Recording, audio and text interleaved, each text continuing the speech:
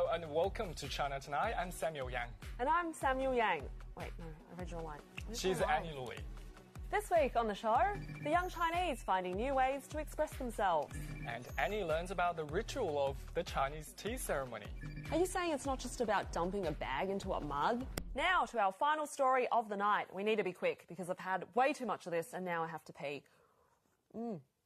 First prize in China for its medicinal properties, tea is now a daily staple across the world. But there's a lot more to the humble cuppa than I realised. I thought I knew more than the average person about tea. After all, I'd been conditioned as a child to know that a surefire way to please my dad was to serve him a steaming hot cup of tea. In fact, my dad loved tea so much, I don't think I ever saw him drink water. He always had a mug somewhere in the house, even if it had gone cold. But it turns out I didn't know as much as I thought.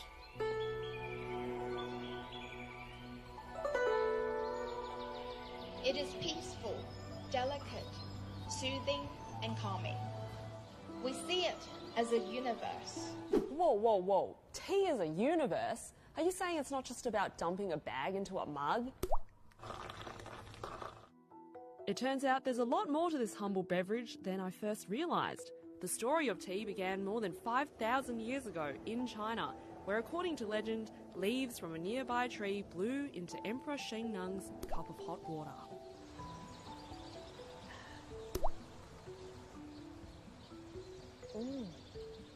That was a gum nut. Ugh. It didn't take long for word to spread about the medicinal benefits of the leaves from the Camellia sinensis tree. It was just kind of seen as something that would keep you awake, that was very useful for Buddhism, for people who wanted to kind of stay awake and be alert for prayers. It was kind of attributed these qualities that were like the opposite of alcohol, like alertness, awakeness. Chinese tea has been developed into 6 main varieties: green, white, yellow, oolong, black, and dark tea. Correctly drinking tea really gives many benefits to our health life.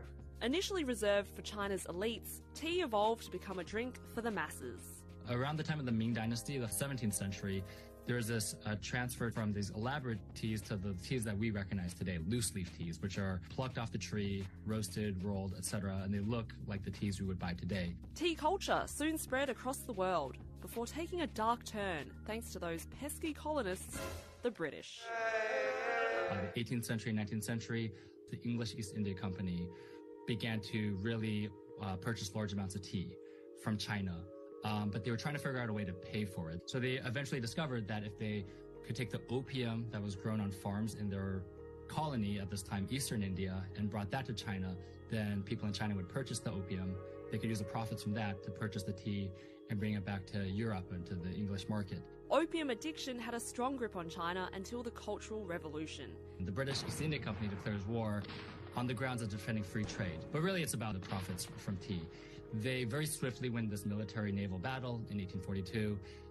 And in Chinese history, this is seen as the beginning of the end of the last empire of China, the Qing dynasty. Starting with the Opium War of 1842, this was a century of humiliation that was only ended with the Communist Revolution of 1949.